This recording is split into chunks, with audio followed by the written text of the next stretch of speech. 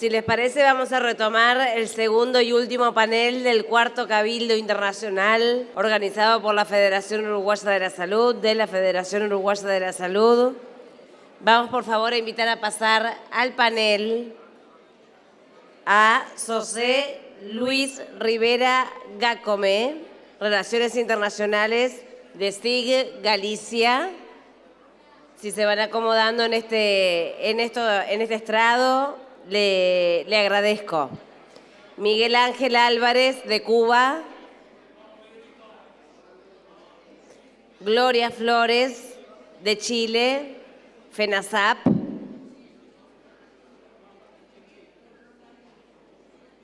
Márcio Monzane, secretario regional de Uniaméricas, Brasil.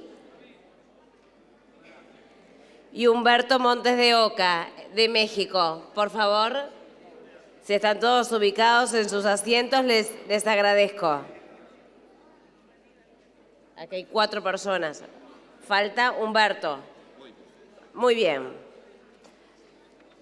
Recuerden que cuando cierra este panel, que es el último, unos minutos, por favor, de paciencia, un poquito más para cerrarlo con música, que mejor que la Orquesta Sinfónica Juvenil del Sodre nos tiene preparados una linda despedida para cerrar este cabildo este viernes e irnos con música en los oídos para nuestras casas para este fin de semana, si les parece. Bueno, muy bien.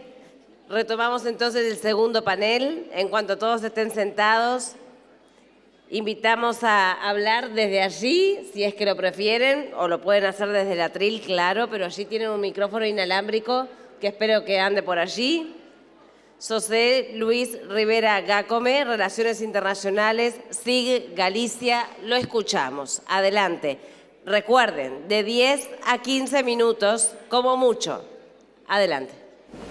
Bueno, buenos días a todas y a todos. Es un placer estar aquí y agradecer profundamente la invitación que nos hacen para este evento y de manera muy especial a los compañeros Leo Batalla y al compañero Fogata, que fueron los que contactaron con nosotros, porque ya tenemos contacto de hace muchos años. Y agradecer también, no solamente la invitación, sino la hospitalidad que están mostrando con nosotros desde el momento de nuestra llegada aquí. Y, por cierto, la gran organización que todo este evento está teniendo. Por eso también este agradecimiento va de forma especial para María José, que creo que tiene mucho que ver con todo esto, ¿no?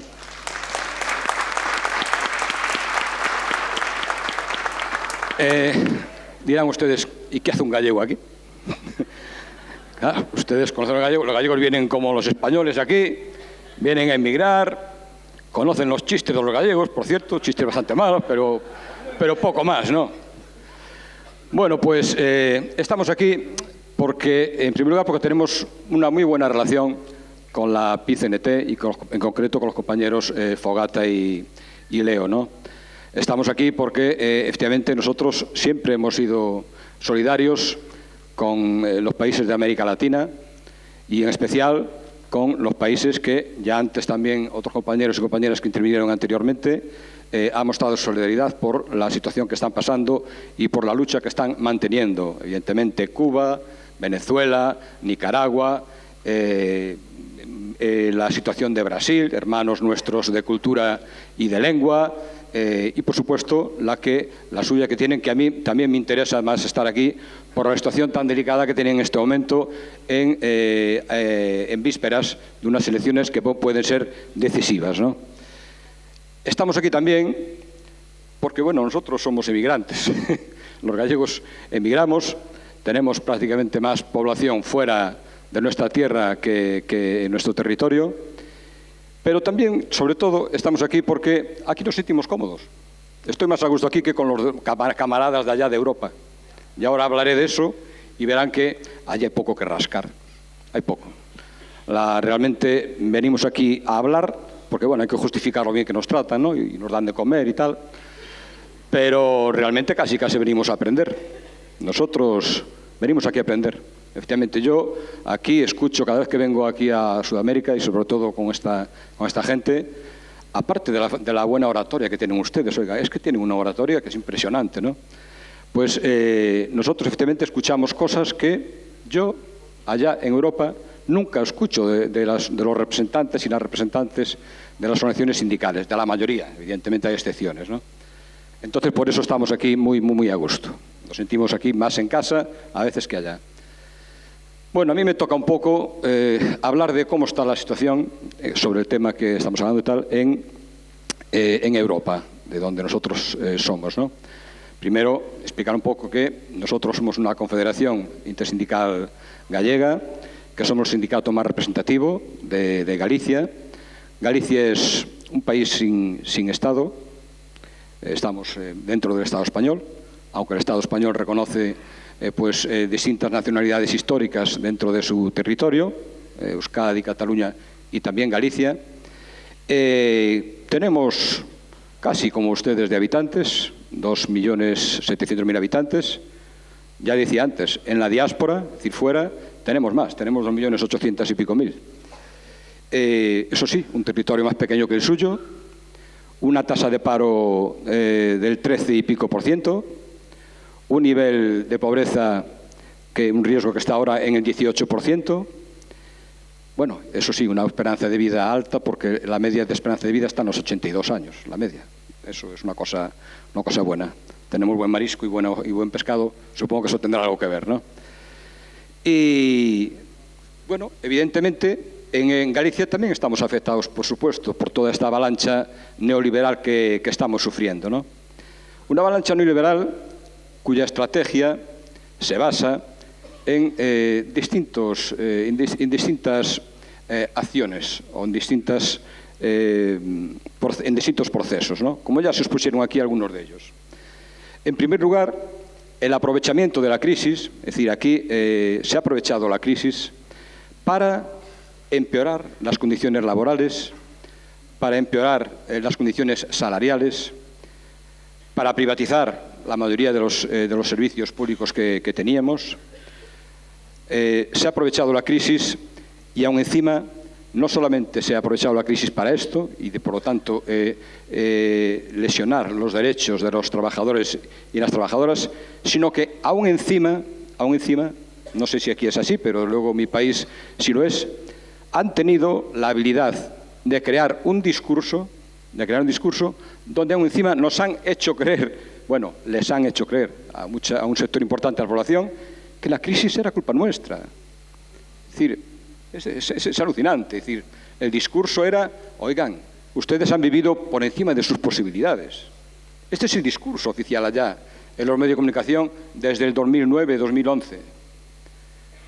El discurso es, oiga, la pobreza casi es símbolo de torpeza, de burros.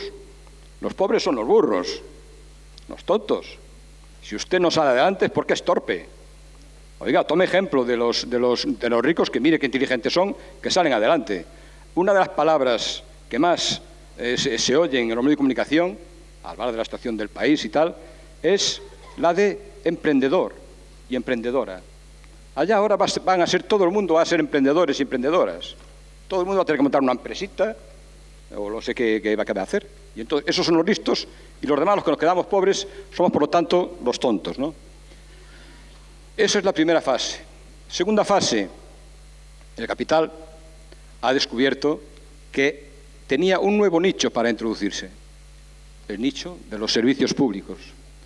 Por lo tanto, ahora la lucha ya no es una lucha capital-trabajo.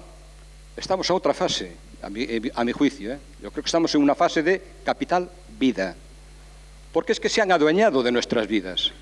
Porque efectivamente se han hecho dueños de servicios que son fundamentales para nuestras vidas. La salud, la educación, el agua, la energía, estamos en sus manos. Y aún encima les son rentables, y aún encima les sacan rentabilidad, ¿no? Por lo tanto, es otro de los aspectos importantes de este avance del neoliberalismo. La pérdida también acelerada de los derechos ha supuesto unos niveles de precariedad nunca antes imaginables. Nosotros ya hablamos en instrumentos allá y, de hecho, hemos editado un libro en nuestra fundación Moncho Reboiras, que aquí dejaré a los compañeros de la FUS y de la PIT, que se llama... Nosotros ahora hablamos que ya pasamos de la época del proletariado a la época del precariado. Entonces, este libro explica esa situación. Es decir, las condiciones han variado. Antes se asociaba la pobreza al desempleo, ahora no. Ahora hay gente trabajadora que está también efectivamente rozando los niveles de pobreza. Los trabajos no son síntoma o no son la garantía de que la gente va a tener un nivel de vida digno, ¿no? Esas son las circunstancias, las condiciones en que estamos ahora. Otro de los instrumentos que utilizan también, ya lo comentaba también ayer el compañero Jorge en su charla, es, paralelamente a esto, es la criminalización, así lo digo, criminalización de la protesta. Claro, acompañan todas estas medidas con un aumento, ¿verdad?, de los estados policiales, militarizados, pero no solamente a través de la policía, sino a través de la judicatura. Nosotros somos un sindicato combativo, siempre nos hemos pegado en la calle con los policías, pero bueno, era una cosa, digamos, que era ya, como dice el otro, va en el sueldo, ¿no? Es decir, ya estaba interiorizado. Pero es que ahora nos están mazando a multas, a sanciones económicas y a detenciones y a condenas de prisión. Nosotros ya hemos tenido unas cuantas detenciones y condenas de prisión de varios compañeros por simplemente participar en huelgas, en algunas huelgas de sector o generales, ¿no? Eso es otro de los elementos. Y para nosotros, yo lo comentaba en otra reunión, estoy muy orgulloso de haber podido participar en la reunión del ESNA, y comentaba que para nosotros, por la situación específica que además tenemos en Galicia, otro tema que también es delicado y que creemos que es un instrumento muy útil para el capital es el tema de la soberanía. De la soberanía, evidentemente, cuando hablo de soberanía, no me refiero a la soberanía burguesa, sino a la soberanía popular. ¿Me estoy enrollando mucho? Sí, pues me queda mucho por decir, ¿eh? Me queda mucho por decir. Bueno, entonces para nosotros, claro, sí, la soberanía es importante. Nosotros los comprendemos a ustedes perfectamente. Yo cuando vengo aquí a los países de América Latina no vengo como algunos compañeros de Europa, venimos aquí los europeos a enseñarles, mire lo lindos que somos, tal. No. Yo me asombra cómo todavía España y otros estados europeos no han pedido disculpas por lo que han hecho con este continente, con toda la colonización.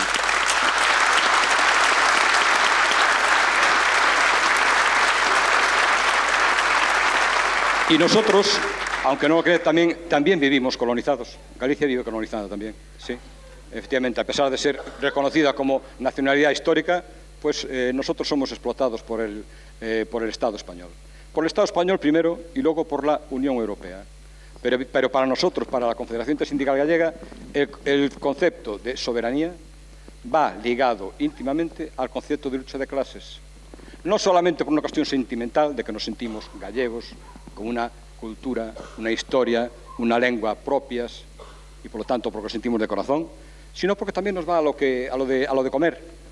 Porque efectivamente muchas de las condiciones que se han deteriorado para los gallegos y las gallegas no solamente tienen que ver con estos temas que estamos hablando aquí, sino precisamente por no poder ser dueños de su destino y por lo tanto poder controlar los medios de producción que tienen para salir adelante. Para nosotros es un problema. Podría poner ejemplos, pero no me va a dar tiempo. Entonces, claro, las consecuencias pues ya las tenemos en Galicia con las cifras que no voy a repetirles ni a darles. La Unión Europea es otro invento, efectivamente. La Unión Europea realmente es la personificación institucional más pragmática, más clara del neoliberalismo. Es realmente un invento hecho realmente para el capital. Es hecho para el capital, es una estructura totalmente hecha a medida del capitán financiero. Y además es una estructura totalmente centralizada, totalmente autoritaria y antidemocrática. Primero, las decisiones importantes en la Unión Europea no las toman aquellos organismos que han sido elegidos. El Parlamento Europeo hoy en día es prácticamente, está de adorno. Bueno, y para tener un gasto tremendo, porque aún encima se reúnen en 2 ciudades, por esas disputas, ¿verdad?, de países y tal. Tenemos un Parlamento que se reúne unas veces en Bruselas y otras veces en Estrasburgo. Una cosa disparatada, ¿no? Las decisiones las toman otros organismos, la Comisión Europea, que nadie ha elegido, y lo que vulgarmente ustedes no sé si oyeron hablar de la Troika, ¿no? Es decir, que son realmente eso, la Comisión Europea, el Banco Central Europeo y, por supuesto, con la colaboración y la estimable ayuda del Fondo Monetario Internacional. Son quien toma las decisiones. Pero más grave todavía es que aún encima esta situación, este invento, se ha perpetuado y se ha institucionalizado, vamos, no hay quien lo quite, porque está totalmente constitucionalizado, lo dije. Efectivamente, a partir del Tratado de Lisboa, los Estados miembros, ratificando después, eso está ya totalmente, como decían los franquistas en España, atado y bien atado. Y además es muy difícil volverse atrás, porque tal y como marcan estos tratados, las decisiones hay que tomarlas por unanimidad. Estarán observando lo que pasa con Inglaterra, ¿no? No estamos hablando de Galicia, que somos unos poquitos allí y tal, no. Lo que es Inglaterra, lo que es Gran Bretaña, y ya ven ustedes el trabajo que le está dando salir de Europa, con lo del Brexit. Ya lo ven. Por lo tanto, fíjense qué estructura tiene la Unión Europea. Es una estructura, además, que no es la Europa de antes. Es decir, ustedes recordarán, supongo que algunos todavía o algunas tienen en mente, aquella Europa, ¿verdad?, de los derechos sociales, aquella Europa del bienestar, aquella Europa, efectivamente, que era ejemplo, ¿verdad?, de todos los servicios sociales que tenían las familias, etcétera, etcétera. Eso se ha acabado todo. Eso se ha acabado todo. Ahí jugó un papel importante la socialdemocracia en Europa, y creando, efectivamente, ese estado de bienestar. Tenía su motivo, evidentemente, que era contrarrestar lo que estaba pasando allí al ladito, con la Revolución Rusa y los países, efectivamente, de la Unión Soviética. Pero caído el muro de Berlín, esto ya se olvidó y la socialdemocracia pasó a ser otra cosa. Pasaron a ser neoliberales, aplicar las políticas más neoliberales en los países donde también llegaron a gobernar y, claro, también una izquierda política que está perdida. La izquierda política europea está perdida, totalmente anestesiada y además no ha despertado, porque es curioso, tuvo la oportunidad de hacerlo. En el 2011 surgieron en Europa, en España, por ejemplo, no sé si oyeron hablar aquí del movimiento 15M, de cómo los jóvenes tomaban las plazas y acampaban en ellas, cómo se manifestaban en las calles, en España, en Portugal, en Grecia. Bueno, pues la izquierda estuvo ausente ahí. Totalmente ausente. Bueno, surgieron así algunos bluffs, algunas pruebas mediáticas, yo lo defino así, perdónenme si alguien piensa de otra manera, pero hablando del caso, oirían hablar de Podemos, ¿verdad?, en España. Podemos fue un invento mediático, cuando ya es sospechoso que los medios de comunicación en España, ¿verdad?, que están en manos de quien están, le dieran tanta cobertura a una alternativa como Podemos, que realmente para lo que sirvió fue para aprovechar ese movimiento que había del 15M para tener efectivamente una subida electoral. Una vez que tienen la subida electoral no aplican ninguna política, ¿verdad?, realmente de izquierdas, con la representación que se le daba, y eso sí, desmovilizó absolutamente todo. Desmovilizó absolutamente todo. Entonces, con respecto a la Unión Europea, pues ya ven ustedes qué invento es este, ¿no? Tampoco se aprovecharon otras movilizaciones. Yo, como aquí además hay una gran mayoría de mujeres, quiero citarlo, ¿no? Claro, las manifestaciones y toda la propaganda que se hizo en torno al 8 de marzo, allá en mi país, fueron inmensas, ¿eh? Fueron unas manifestaciones alucinantes de número de gente. Claro, pero eso se estaba transformando. De repente allá era feminista todo el mundo. Hasta la reina de España, ¿eh? Claro, hasta la reina de España salió defendiendo el feminismo, que era para decirle, oye, mira, si realmente fuera por feminismo, tú no serías reina, porque el rey no sería tu marido, ¿no? Pero bueno, pues hasta ese punto llegó la cosa. Y efectivamente, aquella fecha sí, hubo mucha gente y tal, pero estaba totalmente desnaturalizada. Parecía una fiesta, una celebración, festiva. Nadie se acordaba que realmente el 8 de marzo lo que se celebraba era otra cosa. Estábamos celebrando un aniversario de unas mujeres trabajadoras que les pasó, ¿verdad? Por eso nosotros, efectivamente, y las mujeres de nuestro sindicato, hicieron el esfuerzo para darle a aquello una perspectiva realmente de clase, convocando una huelga, trabajando la huelga como se trabajan las huelgas y, por lo tanto, también explicando cómo hay que ligar directamente el tema del feminismo y de la desigualdad al tema, efectivamente, de la lucha de clases. Eso es importante no olvidarlo, ¿no? Ya me estoy liando. En este panorama, ¿qué hicieron, por lo tanto, es lo que tenemos que llegar al final? ¿Qué hacen las organizaciones sindicales? ¿Han puesto las organizaciones sindicales, han estado a la altura ante estas circunstancias en Europa? Pues modestamente nosotros creemos que no, salvo algunas honrosas excepciones, entre las que nos encontramos, por supuesto. No es porque esté aquí delante, pero nosotros creo que somos distintos. El sindicalismo en Europa está en un proceso realmente muy preocupante. Y la primera organización a la que tenemos que apuntar y, digamos, referirnos es la propia Confederación Europea de Sindicatos.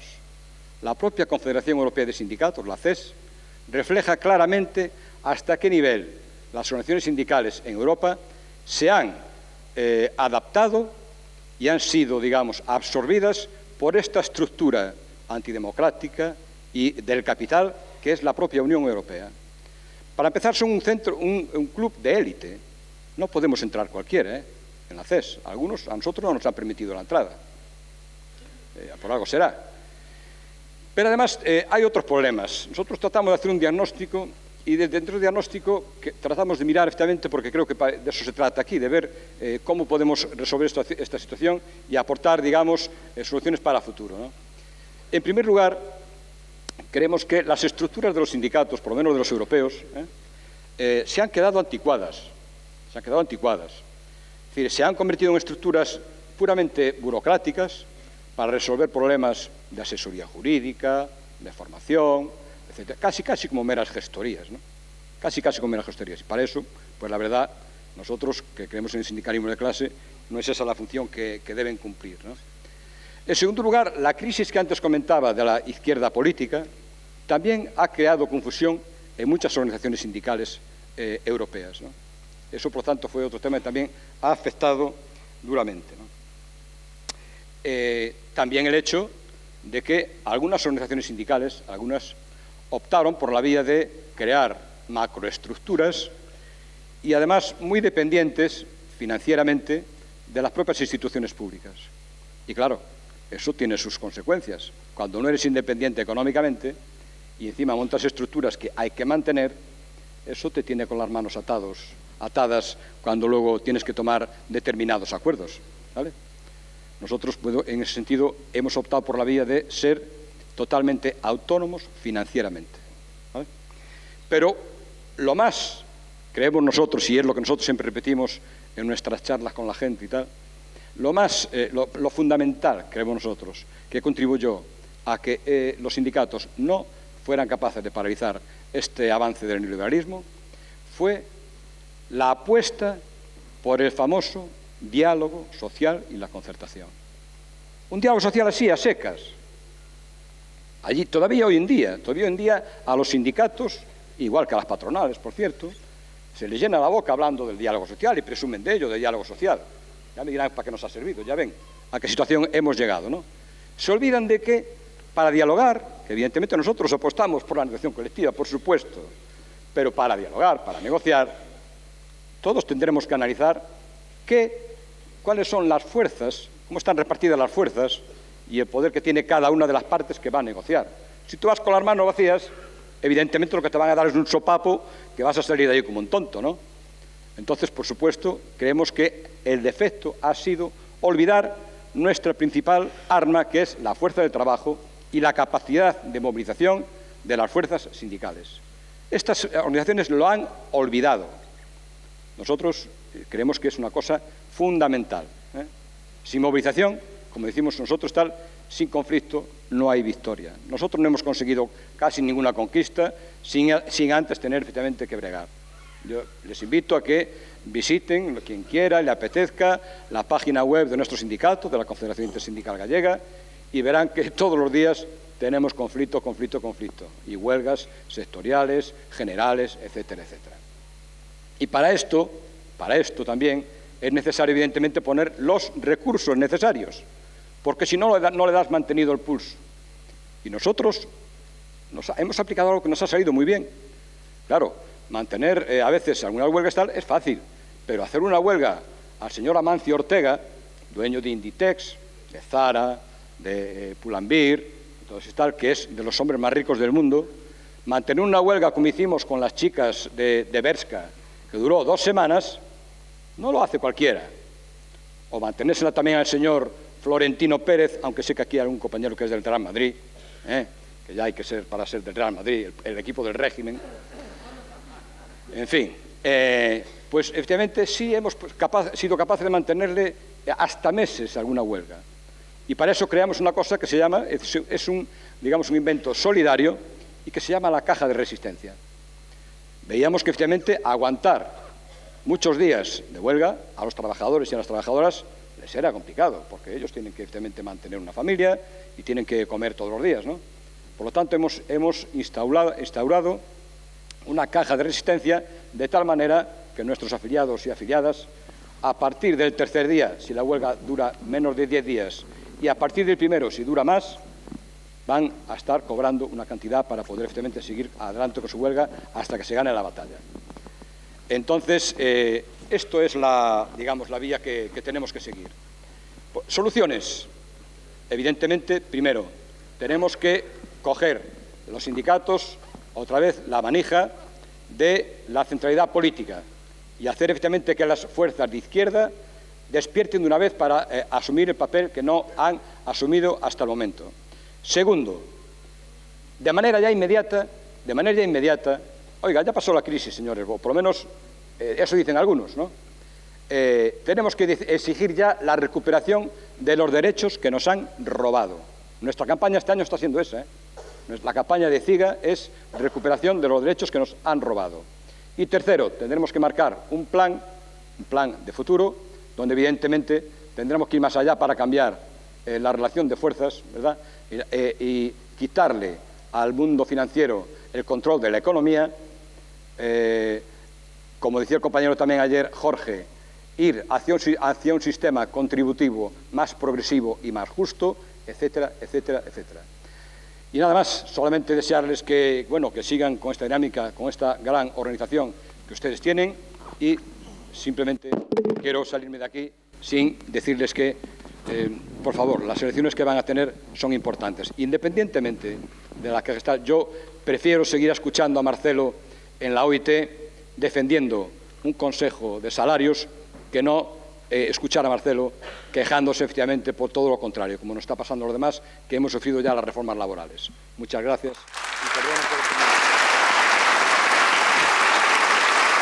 Muchas gracias, José Luis Rivera Gásome.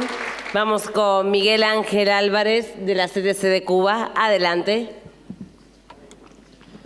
Compañeros de la presidencia, compañeros del panel, demás que ya expusieron, delegados e invitados. Tenemos, en primer lugar, una encomienda muy grande de nuestro secretario general del Sindicato de Trabajadores de la Salud, de la Central de Trabajadores de Cuba, del Ministerio de Salud Pública, transmitirle un caluroso saludo a todos ustedes acá, a todos los delegados, a la población de Uruguay. Creo que ustedes se merecen mucho por toda la lucha que hoy estamos librando acá. Creo que es importante. Nuestra presentación pretendemos hacerla cumplir con el tiempo, que no nos saquen la tarjeta amarilla, como bien decían por acá. Me van a disculpar un poco, es que desde ayer estoy con una sacrolumbalgia, me acabo de tomar unos relajantes musculares y estoy relajándome, ¿no? Bueno, ustedes tienen allí nuestra primera presentación. Nuestro invicto comandante jefe Fidel Castro Ruz, uno de los principales, para no decir la esencia, en el tema del salubrista hoy acá en nuestro país, y nos atrevemos a decir también que para el mundo. Creo que es importante. Nosotros, para comenzar ya la presentación, tenemos que referirnos a la etapa neocolonial, algo de los antecedentes de la salud pública, que es realmente Fidel Castro Ruz, nuestro líder invicto, denunció en fecha como el 1953, en la historia me absorberá, su alegato prácticamente de defensa en el presidio modelo. Allí se contaba con una miseria y un déficit de acceso a hospitales, la falta de atención estomatológica, la carencia de sistemas de medicina, hacinamiento, escasos ingresos, prácticamente una dependencia total de la agricultura, la pobreza como mediador común, que creo que fue lo que en ese momento caracterizaba. Ahora, el sistema de salud se organiza también y tiene, por supuesto, todos los desmanes ante el triunfo de la Revolución, ante el 59, un analfabetismo de un 40%, 3 universidades y una escuela de medicina, 6.286 médicos, que el 50% prácticamente emigró a los Estados Unidos, una mortalidad infantil mayor ya de 60 por cada 1.000 nacidos vivos, la expectativa de vida inferior a los 60 años. Eso se le suma a la inmunización infantil muy limitada, los escasos centros de investigación financieros, sin financiamiento, y predominaban las enfermedades transmisibles. Creo que ahora nosotros como principios del sistema, a partir del año 1961, tenemos la intersectorialidad, el acceso y la cobertura gratuita, tenemos la promoción comunitaria y preventiva, preventivo también, estatal, social, colaboración internacional y los adelantos científico-técnicos a los cuales nunca renunciaremos.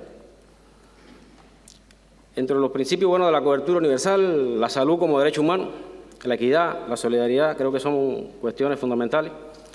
Ahora, nuestra salud pública como tal, en el objeto de derecho, lo tiene establecido en la Constitución de la República de Cuba, en la Ley 41, la Ley de Salud Pública, y su decreto ley, el 139, que no es más que el propio reglamento de esta ley que contan en la Gaceta Oficial de la República de Cuba.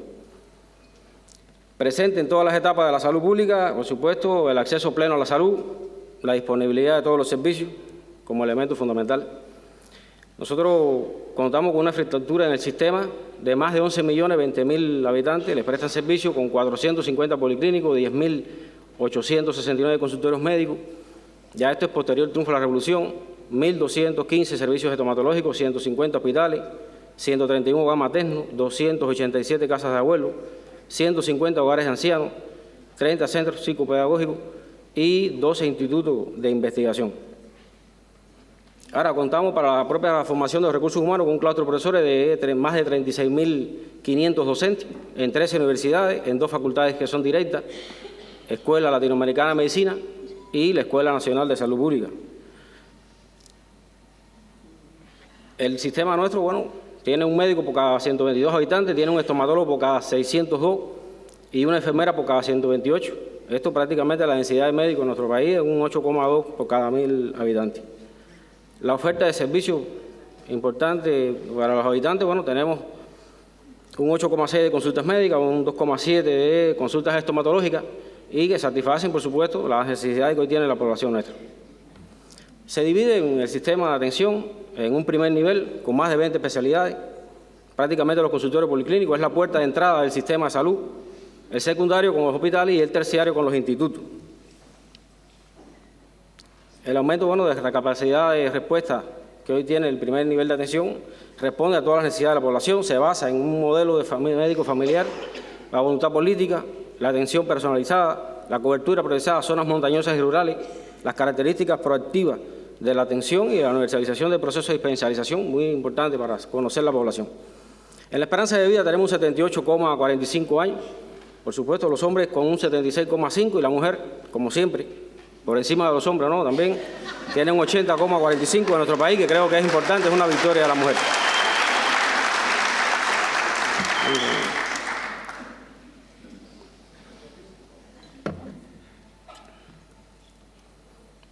Nosotros, como resultado importante del sistema del programa materno-infantil, una tasa de mortalidad infantil por debajo de 4 por cada 1.000 nacidos vivos, 99,5 de niños que sobreviven a los 5 años, 99,9 de los partos son institucionalizados. Esto garantiza también la propia reducción en la mortalidad infantil. La mortalidad materna un 38,3 para cada 100 nacidos vivos. La mortalidad preescolar de 3,2 y la escolar un 1,7 por cada 10.000 habitantes. Nosotros tenemos una red nacional de genética médica que tiene laboratorios en todo el país. Se diagnostican 132 enfermedades genéticas. La tasa de mortalidad infantil por esta causa son de 0,8 por cada 1.000 nacidos vivos. Creo que es un resultado que se muestra muy satisfactorio. Asimismo, el programa de inmunización Con el programa de inmunización hemos logrado eliminar 14 enfermedades infecciosas. Se aplican también en nuestro país 11 vacunas y de las 11 hay 8 que son de producción nacional. Creo que es importante un poco que sustituir las importaciones. En el caso de las enfermedades que se eliminan, tenemos la poliomielitis en el 1962, el paludismo en el 1967, el tétanos neonatal, la difteria, la meningoencefalitis posttiroiditis, el síndrome de rubiola congénita, el sarampión, la rubiola y la tosferina. Y, por supuesto, Cuba hoy fue el primer país que a partir del año 2015 cumplió con todos los indicadores que la certifican primer país en eliminar la transmisión materno-infantil, VIH-Sida y sífilis congénita. El programa de prevención de las infecciones de transmisión sexual y VIH, por supuesto, en nuestro país tiene una prevalencia de VIH de 15 a 49 años de 0,29% y está garantizada toda la cobertura de los antirretrovirales, que es importante eso. El programa para incrementar la natalidad, enfrentar el envejecimiento, mejorar la calidad de vida no está ajeno a lo que nos pasa en el mundo entero. Hoy en Cuba, al cierre de 2018, el envejecimiento poblacional está en un 20,1% y se espera que para el 2030 sea un 30,3%. Por tanto, y demás, se trabaja en el perfeccionamiento del funcionamiento de las casas de abuelos, los hogares de ancianos y en el Centro Iberoamericano para la tercera edad. Creo que hay que dedicarle mucho al adulto mayor en ese sentido. El Programa Nacional del Cáncer tiene promoción, la educación, la prevención, que se encuentra una atención regionalizada, por ejemplo, 45 servicios de oncología, 25 de medicina nuclear y tiene 9 de radioterapia.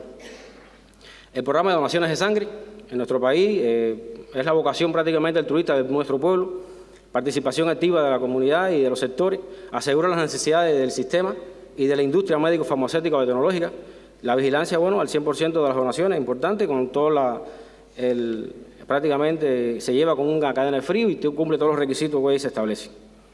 El Programa Nacional de Medicamentos, programa que hoy contamos con 761 renglón, 488 son de producción nacional y también se le da un nivel de prioridad a la medicina natural y tradicional con 153 productos también.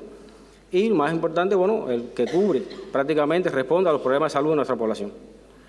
El control sanitario internacional asegura el cumplimiento de las medidas de vigilancia, algo importante en cada uno de nuestros países, reduce los casos importados, control de la fuente que incluye el monitoreo de emisiones médicas en el exterior, control de puntos de frontera, vigilancia epidemiológica de los viajeros. El programa del gobierno para el enfrentamiento al cambio climático, entre otras cosas, que incluye a nuestro sector, a todos los sectores de la salud. Era un programa de seguridad alimentaria, haciendo énfasis en la agricultura urbana, sí, que cada cual desde su parcela, de su tramo, desde su patio, pueda producir alimentos naturales, que creo que es importante. Ahora, los alimentos industriales, con la reducción de la sal, el azúcar, las grasas, algo que se está trabajando con mucha fuerza y que tenemos que seguirlo intencionando. El liderazgo y la gobernabilidad en la salud, expresado en un sistema de información intersectorial e integrado con adecuado soporte financiero y logístico, es decir, que el gobierno destina a la salud pública el 27% de su presupuesto, que no es más que el 11% del Producto Interno Bruto. Creo que es un elemento a tener en cuenta muy importante. En el caso de la docencia médica, pregrado, la matrícula de 101.674 estudiantes, cubanos 93.166, extranjeros 8.508 de 123 países.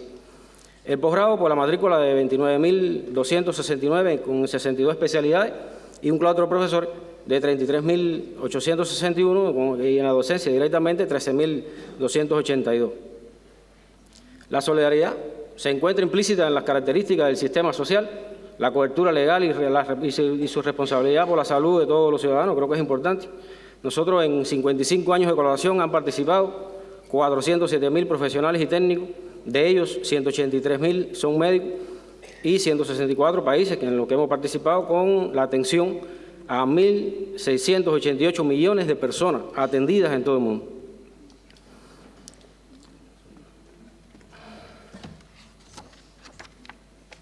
Algo que no nos ha permitido avanzar todo lo que quisiéramos es el bloqueo.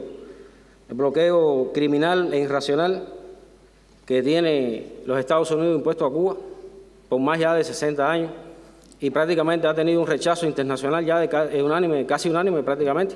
Se recrudece mucho más ahora con la presencia de Trump a partir del año 2017 Y ahí tienen ustedes los saldos, es decir, las pérdidas económicas prácticamente del sector. Al cierre del 2018 eran más de 104.148.178 dólares y el acumulado de las afectaciones más de 2.913.772.858 dólares. Creo que es importante en un día como hoy, y nosotros hablando también de esta inhumana aplicación de un bloqueo a nuestro país, lo mismo que están haciendo con Venezuela y que harán con otros países también, si lo dejamos, porque si no lo dejamos no lo van a hacer. Como dijera nuestro comandante jefe Fidel Castro Ruz, creo que es importante decir, él decía en aquel momento, en una de sus intervenciones, que el bloqueo es inaceptable. Y lo voy a citar. Es inaceptable a cambio de concesiones políticas. Concesiones, en este caso, que atentan contra la soberanía de nuestro país. Y esto no debe ser. Ahora, también decía que era un bloqueo irritante, que era un bloqueo indignante y que realmente preferíamos perecer en la lucha antes que renunciar a nuestra soberanía. Y creo que esto que el comandante dejaba claro en ese momento está muy vigente hoy en la actualidad. Ahí solo nos queda convocarlo a la unidad de pensamiento y de acción, creo que es importante. Nosotros hagamos realidad que tengamos cada uno de los países la libre determinación y la soberanía de nuestro pueblo del mundo y de nuestra América Latina también. ¡Viva el internacionalismo!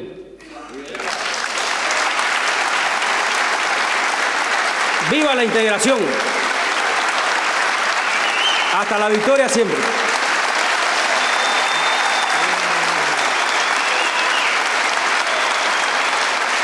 Muchas gracias, Miguel Ángel Álvarez. Seguimos adelante con Gloria Flores, FENASAP de Chile. Adelante. Buenas tardes. Un abrazo cariñoso para todas las trabajadoras y trabajadores del sector de la salud privada en Uruguay. Agradezco la invitación, especialmente a Jorge por haber invitado y, bueno, ante tanta oradoras aquí fantásticas, solo quiero entregar este saludo de parte de nuestra federación, una federación de trabajadores de la salud privada en Chile. Nacen estos trabajadores después de años de dictadura donde se cambiaron y se quitaron muchos derechos.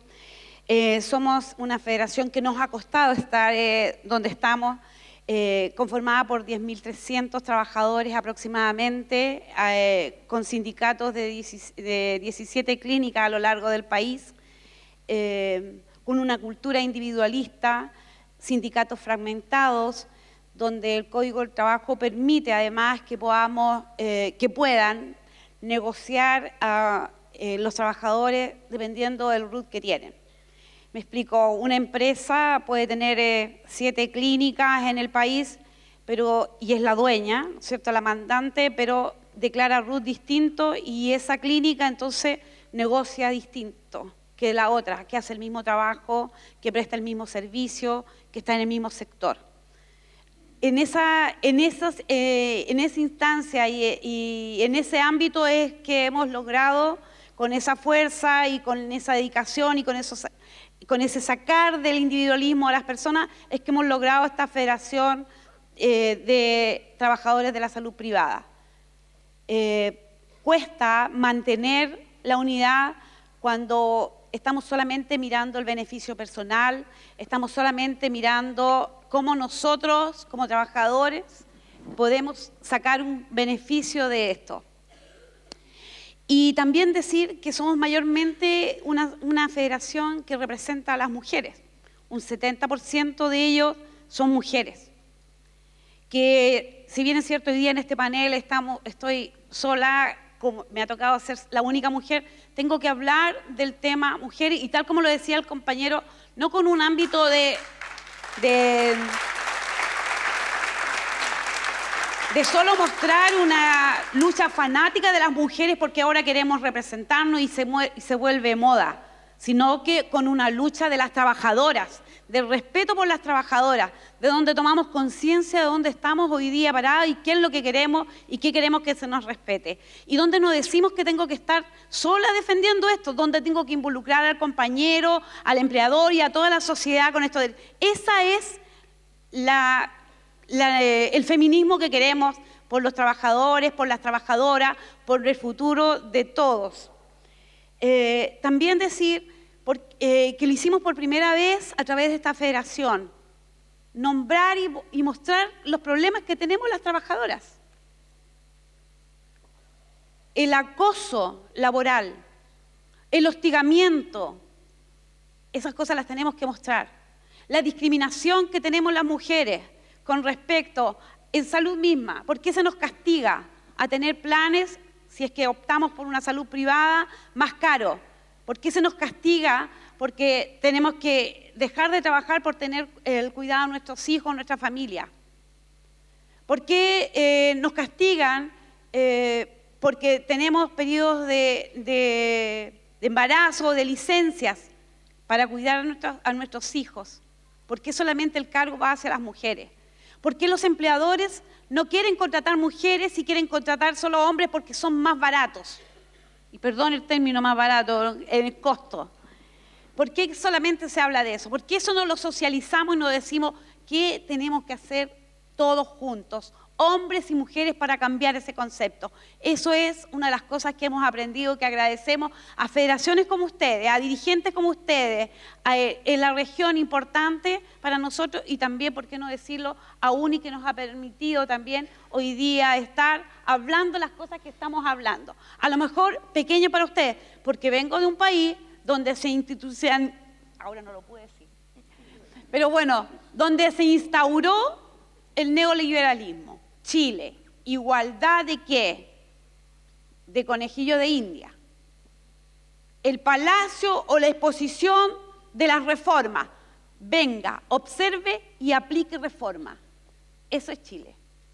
Pero nosotros podemos decir como trabajadores que tenemos reformas previsionales, que no fue lo que nos prometieron.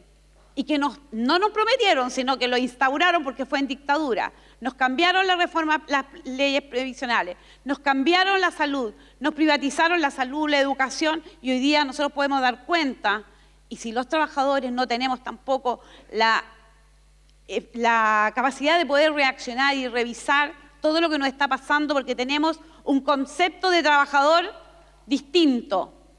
Tenemos empleo y somos empleados. Cuando nosotros hablamos, hoy día tenemos que hablar que tenemos un trabajo, que es distinto a tener un empleo. El trabajo, ¿qué es lo que dice? La diferencia, ¿cuál es? El empleo me relaciono directamente con mi empleador, y mi función es cumplirle para lo que me contrató. Yo digo, soy trabajadora, tengo un trabajo, donde esto me ha permitido insertarme en la sociedad, y lo que me ha permitido además tener algunos derechos, defender algunos derechos y, por cierto, ser solidaria con aquel que no tiene trabajo, con aquel que está en el sector, con el migrante, con todo. Y eso es lo que queremos defender como federación. El discurso es grande, lo que tenemos que hacer es la acción, es movilizarnos. Hoy día en nuestro país, como federación, también hemos aprendido de aquello. Y con nuestra federación, también integrando una Secretaría de la Salud público y privada, porque los problemas que nos arriesgamos los trabajadores de la salud no son solamente de públicos ni de privados, son los que tenemos todos los trabajadores de la salud. Porque tenemos problemas de previsión, que queremos pensionarnos más tarde con una pensión digna. Estamos también ahí trabajando y estamos solidarizando y viendo lo que le está pasando a nuestras propias trabajadoras y trabajadores. Por lo tanto, no es algo ajeno. Los migrantes, ¿por qué están y por qué no están? Porque no te están dando las oportunidades. La educación es un problema de uno, de los que tienen hijos estudiando, es un problema de toda la sociedad. La salud, la oportunidad de tener una salud digna, de calidad, es un derecho. Son las cosas que nosotros tenemos que replantearnos ante un atentado también en nuestro país con respecto a las reformas laborales. Lo poco que nos quedó de dictadura, lo poco que se nos dejó, ¿no es cierto? Hoy día lo pretenden cambiar. ¿Y con qué? No están sacando cualquier persona. Están diciendo que el trabajador tiene que flexibilizar y que tiene que decidir, porque están preocupados porque el sindicato solo entorpece. Entonces, ahí sí que aparece nuestro sector y a nivel nacional y hablando y defendiendo esa idea, porque sabemos que lo hemos tenido con sindicatos firmes, hemos tenido el problema con el empleador. Nos ha costado, imagínense si no estuviera ni siquiera el sindicato presente, sería aún más vulnerable ese trabajador. Por eso es que estamos súper convencidos y tremendamente convencidos de que la unidad, de que poder intercambiar todas estas cosas que nos están pasando, sea un problema muy particular de alguna clínica o de otro, nos debe importar. Sea un sector o sea el otro, nos debe importar, porque no podemos estar encerrados en una clínica o en solamente limitados por algún sector cuando sabemos que los problemas los tenemos a nivel global. Solamente eso, quiero agradecer esta oportunidad desde nuestra impotencia y muchas veces de nuestra frustración como trabajadores y trabajadoras. Hoy día es que esta presidenta quiere también comprometerse a seguir trabajando y no perder la lucha y seguir ahí esforzándonos por ganar la organización, respetar los derechos de los trabajadores y por los derechos también y los valores del sindicalismo. Eso solamente quería decirle. Muchas gracias. Muchas gracias, Gloria Flores, FENASAP Chile. Seguimos adelante en este segundo y último panel con Márcio Monzane, secretario regional de Uniaméricas Brasil. Adelante. Buenas tardes, compañeras y compañeros. Primero quiero empezar me disculpando con la compañera que está traduciendo para la lengua de señas porque no sé si ella consegue traducir el portuñol, ¿no? Así que intentaremos. Segundo, agradecer a la FUS por la invitación y al amigo Jorge Fogata, un amigo personal. Muchas gracias por nos considerar siempre, considerar la UNI siempre. Ya sentimos parte de la familia de la FUS y muy contento por ser así, ¿no? El tema, combino mi puesto de secretario regional con el hecho de ser brasileño. Y todo lado que voy ahora me piden para hablar de Brasil, ¿no? Lo que no es algo muy agradable en los momentos actuales. Así que comenté a Fogata que sí voy a hablar de Brasil, pero quiero contextualizar un poco porque hay matices que tenemos que dejar bastante clara, porque esas matices no dependen de la persona que está en el gobierno, pero sí de políticas que están siendo implementadas en el continente, ¿no? Y esas políticas que nos intentan imponer en el continente, políticas de un nuevo modelo de neoliberalismo, digamos así, con travestida o escondida dentro de un discurso de esta cuarta revolución industrial, del futuro del mundo del trabajo, titular que no fue creado por los trabajadores, porque el futuro del mundo del trabajo, la primera vez que se habla de él fue en el Foro Económico Mundial, ¿no? Un foro de empresarios. Ahí se cría ese titular, pero nada más, nada menos, a través de esa lógica positiva, el futuro, todos les gusta discutir el futuro, todos les gusta hablar de tecnología, todos les gusta hablar de modernización, que es la temática que están manejando ahora en nuestra región. Pero la verdad es retomar la lógica que antes fue vencida por el movimiento sindical en nuestro continente, que era de la flexibilización laboral. Todo esto se resume por parte de los empresarios en que hay muchos derechos, los derechos actuales no se adaptan a ese futuro, por tanto necesitamos flexibilizarlo, ¿no? Entonces se habla de esto en un contexto en que se nega el contradictorio, o sea, aquellos que piensan diferente no son respetados, un contexto en que criminaliza el accionar social, criminaliza el accionar sindical en nuestro continente, y un contexto de que se propone esa agenda muy fuerte neoliberal, pero dentro de ese contexto de violencia nosotros, y nos impone modelos, se habla del crecimiento de Colombia, se habla del crecimiento de Chile, se habla del crecimiento de Perú, hasta 6 meses atrás se hablaba del modelo económico argentino con Macri, ¿no? Entonces, esta es la lógica que nos coloca en una posición muy difícil. No sé si ustedes saben, pero de los países más violentos del mundo, y que cometen asesinatos de líderes sociales, de los 5 más violentos, 3 están en nuestro continente, Brasil, Colombia y Guatemala. Y si nosotros extendemos un poco más, de los 7 entra México también porque está en la 6ª posición. O sea, ese es el contexto que nosotros vivimos en nuestro continente. Y cuando hablamos de esos ejemplos que nos cita Colombia, Perú, Chile, bueno, Glória já explicou lo de Chile, ¿no? Chile dejó de crecer, está entrando en un proceso de estagnación económica. Y además de eso, implementa un conjunto de reformas que vienen a sacar derechos, ¿no? El plan de modernización laboral de Piñera es exactamente eso, sacar derecho. Cuando nosotros hablamos de Colombia, ayer las FARC decidieron retomar el proceso de lucha armada. ¿Y por qué decidieron esto? Porque el gobierno se negó a implementar el proceso de paz. El gobierno de Colombia se negó a construir la paz social en Colombia. Mira qué cosa absurda, entender que un gobierno se nega a construir un proceso de paz, una paz social en un país. ¿No? Cuando nosotros hablamos de Perú, el presidente de Perú, que no es un presidente electo, ha amenazado el Congreso diciendo que si no tuviera el voto de confianza, eso hace un par de meses, si no tuviera un voto de confianza, destituiría el Congreso. Y el voto de confianza era, tiene que votar lo que propongo sin leer. Ese era el voto de confianza. ¿No? En ese contexto que estamos, então por isso eu quero definir que há matizes em nosso continente que não depende agora, porque vou falar em Brasília agora, de la persona que foi eleita em Brasília, que não depende de Bolsonaro. Nós em Brasília vivemos duas agendas, isso é importante deixar muito claro para vocês. Vivendo uma agenda que é essa agenda da estupidez, que é o que habla nosso presidente todos os dias, não? A agenda xenófoba, a agenda que não reconhece a nada.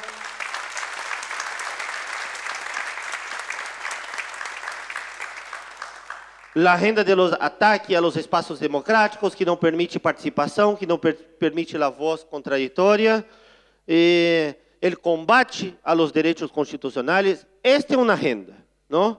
Uma agenda horrível, que nós temos que combaterla com muita contundência. Pero por que digo isso? Porque há a outra agenda neoliberal também em Brasil, que começou antes de Bolsonaro, começou com o golpe em 2014, não? Começou com Temer. Eu digo isso porque estou vivendo em Uruguai e acá em Uruguai alguns candidatos de la derecha, como Lacalle, por exemplo, dijo, eu não comparto a política de Bolsonaro, não é suficiente. Tem que dizer, eu não comparto a agenda neoliberal que se implementa em Brasil. Essa deveria ser a afirmação de Lacalle Pou. A política de Bolsonaro é outra coisa. Não é suficiente dizer isto. E essa agenda neoliberal que nos preocupa muito mais. Não? Por quê? Porque implementa primeiro uma reforma laboral, em 2014, uma reforma do código que definia a terceirização, que basicamente elimina o código, diz que se pode terceirizar todo. Hoje, se eu tenho uma empresa, lo puedo contratar del presidente a la persona de aseo, de conservação, de limpeza, todos podem ser terceirizados. Bueno, essa é a primeira reforma que foi implementada já em 2014. Depois, uma segunda reforma, que foi a reforma laboral em Brasil, que é todavia pior. Define, por exemplo, a negociação por empresa, reduz a capacidade dos sindicatos de receber cotas de afiliação. Ou seja, as empresas hoje não têm mais a obrigatoriedade de fazer desconto em nómina. Se não querem, os sindicatos têm que cobrar trabalhador por trabalhador diretamente, não há desconto em nómina. Não? Ele limita a negociação coletiva. Se pode estabelecer grupos negociadores para negociar em nome deste grupo, não necessita da intermediação ou da participação de sua representação, ou seja, não necessita estar organizado em sindicatos. Se promove um novo processo de transferência de patrimônio público, patrimônio que são de todos, para um pequeno grupo de particulares, são novos processos de privatização. Se declara a privatização do Correio, se declara novamente o processo de privatizar outras empresas públicas, estão vendendo uma das maiores empresas de petróleo do mundo, a Petrobras, por partes. Para que tenham uma ideia, venderam toda uma parte da Petrobras, que era a distribuidora do recurso depois de refinado, por um preço mais barato do que a venda do Hotel Copacabana Palace de Rio de Janeiro, para que vocês entendam a comparação. Não? E essa agenda, volto a repetir, essa agenda não é Bolsonaro. Essa agenda é uma agenda construída por os poderes que domina, por el capital que domina, por las grandes corporações. Essa agenda não é a agenda de Bolsonaro. De hecho, ele é tão estúpido porque não está entendendo nada do que está passando. A gente le diz, decir que não há plata. Ele diz, não há plata. A gente le diz, decir que a culpa do incêndio em Amazônia é das ONG. E ele repite. É isto que é Bolsonaro hoje. É um estúpido e lo estão aproveitando. Mientras lo pode aproveitar de ele, lo vão aproveitar. Depois, se va a ser desechado como fue desechado Temer o como es desechado todos los otros estúpidos que asumen este rol, ¿no? ¿Y cuál es la consecuencia de esto para nosotros en Brasil? Bueno, hay un impacto importante do punto de vista de derechos de los trabajadores. El primero de ellos, que el derecho laboral hoy no es un derecho constitucional, es resultado de la negociación entre partes. O sea, no necesita estar protegido por la Constitución, no necesita una justicia laboral para protegerlo, ¿no? Esta es la primera consecuencia importante. A partir de ahí, nosotros ya tenemos hoy un nivel de desempleo que llega a 13% de la población de Brasil. Estamos hablando de casi 30 millones de personas. Y otros 25% de la población de Brasil que vive con menos de $5 por mes. O sea, todo el trabajo, todo el sacrificio que fue construido en el proceso reciente con el gobierno Lula y Dilma, se perdió todo en un periodo de 3 años. Brasil fue por 2 años seguidos, 2016 y 2017, el país que más mató líderes sociales en el mundo. De 2014 hasta ahora son 500 líderes sociales muertos por defender su lucha. No es poco, es bastante importante esa suma, ¿no? Pero nosotros como y ahí quiero complementar un poco lo que decía Miguel, y lo que dijo Alan, nosotros no miramos todo esto como una situación desesperadora, nosotros miramos esto así como nosotros no creímos que el periodo que estaba Lula, que el periodo que estaba Bachelet en Chile, que el periodo que estaba de progresismo en Argentina, así como el periodo que está acá en la Frente Amplia, habíamos ganado la disputa. Nosotros no creímos en esto, pero también creemos que nosotros perdimos ya. El mundo sigue en disputa. Y nuestra región sigue en disputa. Y nosotros tenemos que aprovechar para ganar esa disputa. Lo que está pasando en Argentina es un ejemplo de que se va tan mal las cosas que la gente al final del día entiende. Bolsonaro, por ejemplo, en Brasil fue electo por 30% de los votantes de Brasil. Un 70% no votó en ello. Entonces nosotros tenemos que trabajar para hacer con que esas personas vuelvan a votar en las elecciones para poder retomar la democracia en nuestro país. Y nosotros tenemos que hacer un trabajo para que en el continente se haga el debate de la importancia de tener un gobierno, por ejemplo. No sé si ustedes saben, pero en América Latina nosotros tuvimos 30 reformas laborales. La única reforma laboral que favoreció a los trabajadores, ¿ustedes saben dónde es? Acá, en Uruguay. Las otras 29 reformas laborales que acontecieron en América Latina fueron para pérdidas y flexibilización de derechos. Bachelet ha intentado presentar una propuesta de reforma laboral y la dieron vuelta en el Congreso. La dieron vuelta cuando presentaron la propuesta.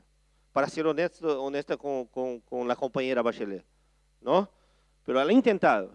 Pero ahora nosotros tenemos posibilidad en Argentina.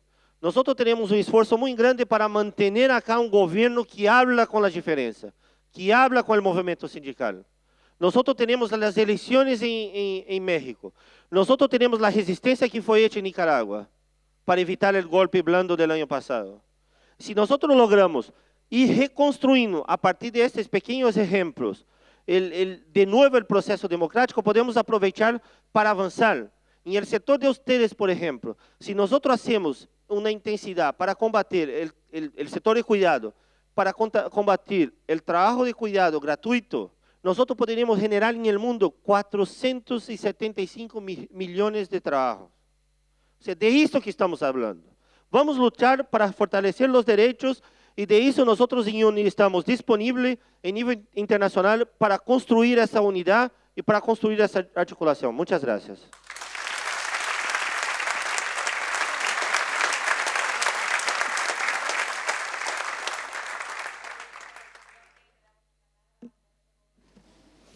Buenas.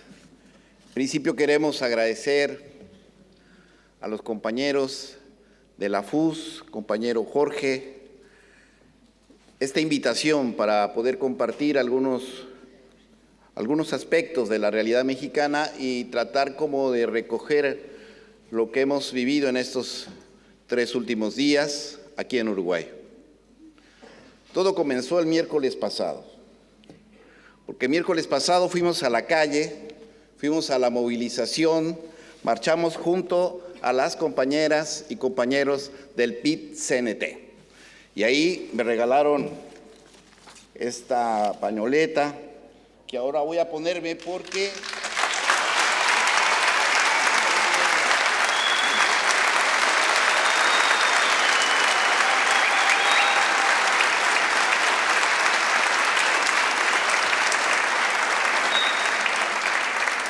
hay que decir no a esa reforma.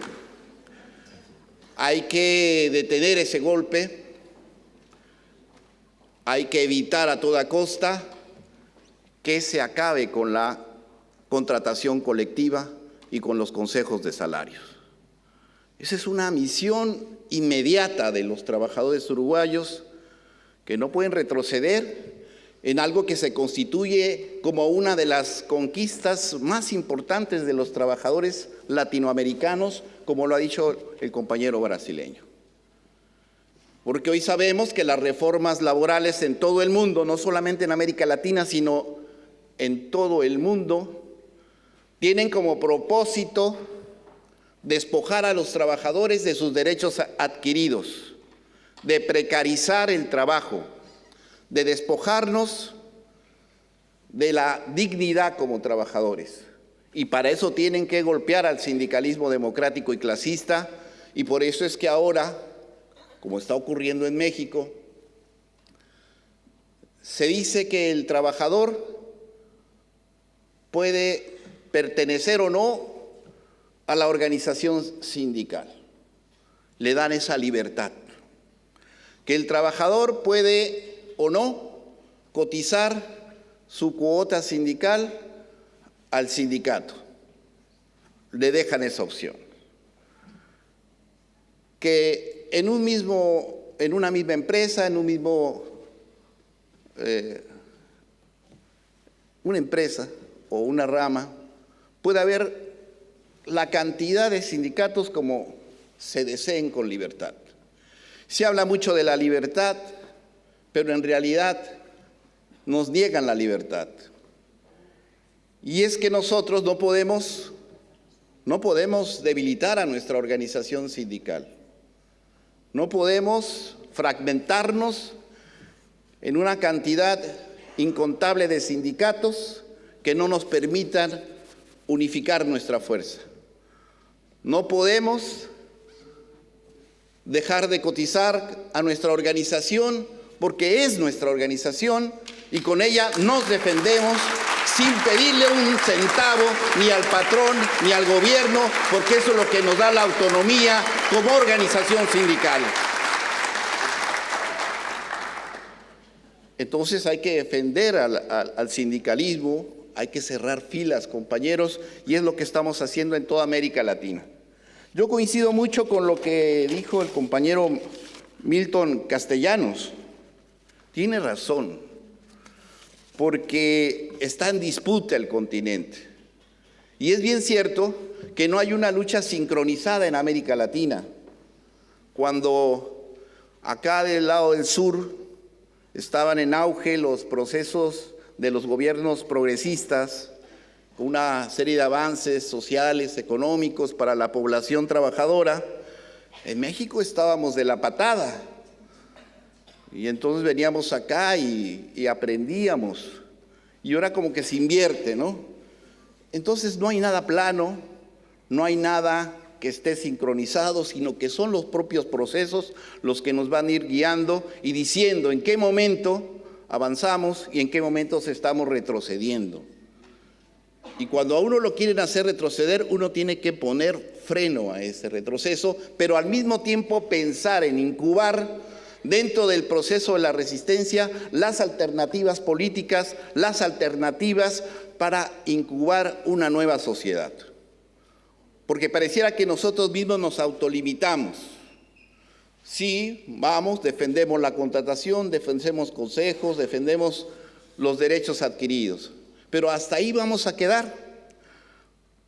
El mundo es inestable, el capitalismo es inestable, constantemente la crisis y la crisis trae el ajuste, y el ajuste el recorte para los derechos de los trabajadores. Entonces tenemos que pensar cómo desdoblar, cómo crear una alternativa en el curso de la resistencia, para no llegar al límite a donde después nos hacen retroceder. Y nosotros pensamos que los trabajadores son quienes pueden hacer eso, las mujeres también.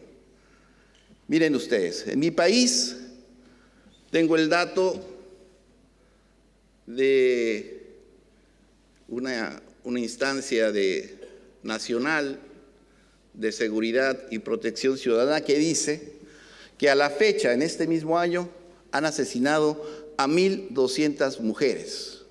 Eso te da más o menos un promedio de 9 mujeres por día. Y eso te da un promedio de que cada 2 horas y media matan a una mujer en mi país.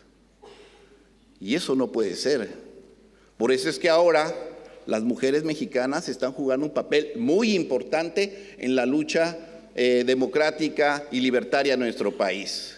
Y creo que esto va a ocurrir a nivel mundial. Es un fenómeno de los que estamos observando, le va a dar una nueva dinámica al movimiento social y también al movimiento sindical. Que las mujeres son las que van a dar el paso adelante para romper con los autolímites que nos ponemos programáticamente en los sindicatos.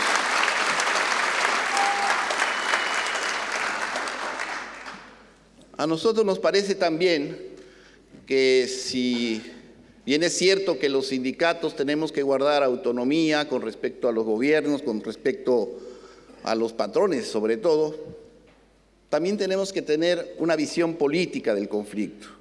Porque si no nos quedamos en el gremialismo y no entendemos la necesidad de articularnos con otros movimientos sociales.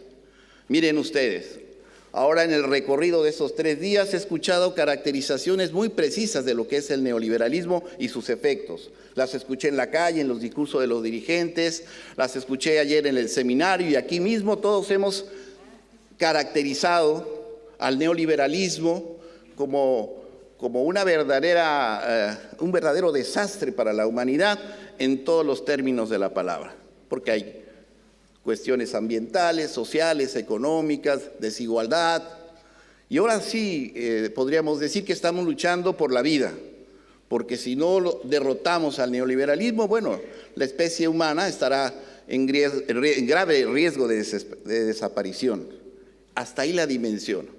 Y se ha escuchado mucho acerca de cómo se impone o se pretende restaurar el neoliberalismo en América Latina.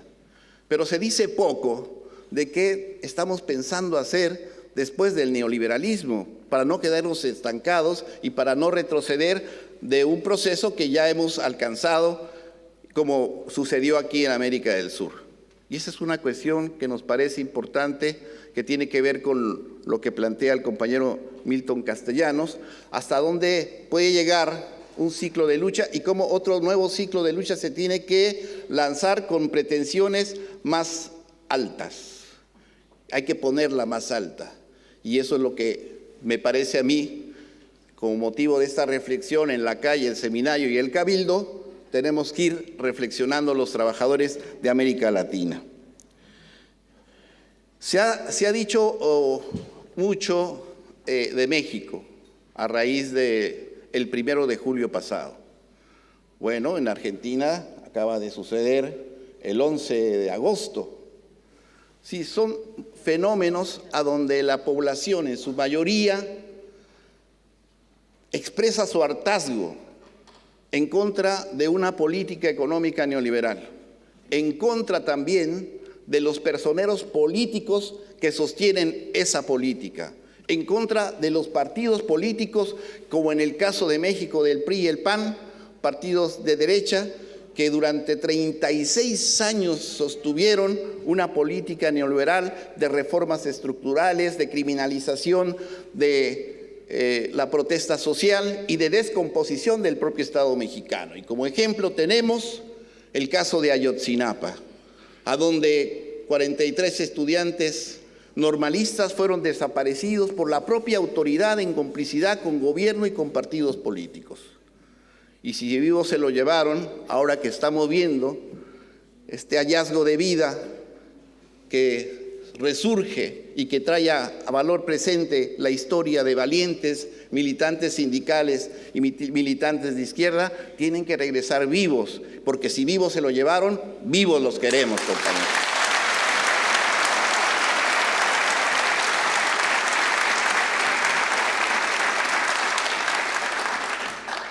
Y entonces en México hay una disputa, porque si bien ha habido este cambio importante, no quiere decir que todo está hecho o de que el neoliberalismo se pueda abolir por decreto, en una declaración. Ya no hay neoliberalismo cuando no dejan de existir las reformas estructurales que le dan el sustento a esa economía de corte neoliberal.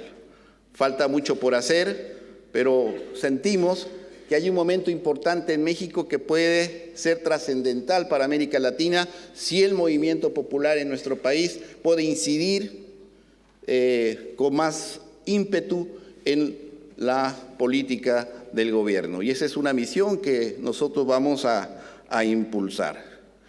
La solidaridad de México siempre ha estado con ustedes, con todos los compañeros de América Latina, con Cuba, con Venezuela, con Bolivia, con los compañeros que de aquí del sur salieron exiliados durante el periodo de las dictaduras en Brasil, en Argentina, en Uruguay. Tuvimos la fortuna de conocer a muchos uruguayos, a muchos argentinos que visitaron y echaron raíces en nuestra patria mexicana. Y yo quiero terminar diciendo, parafraseando al gran poeta uruguayo Mario Benedetti, a propósito de este exilio forzoso para cientos de militantes de la izquierda y del sindicalismo democrático de acá del sur, cuando él dice: me parezco a aquel que llevaba un ladrillo bajo el brazo para mostrarle al mundo cómo era su casa.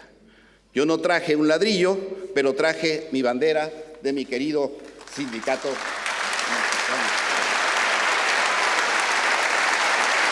Esta es la historia. Vamos a cumplir 105 años y vamos a seguir siendo solidarios con los procesos de cambio de América Latina en el campo. Muchas gracias, compañeros, y hasta la victoria siempre venceremos. Gracias, Humberto Montes de Oca. Antes de terminar, por favor, le quiero agradecer y le queremos agradecer desde la Federación Uruguaya de la Salud a la intérprete Fabiana Ferreira por su servicio inclusivo.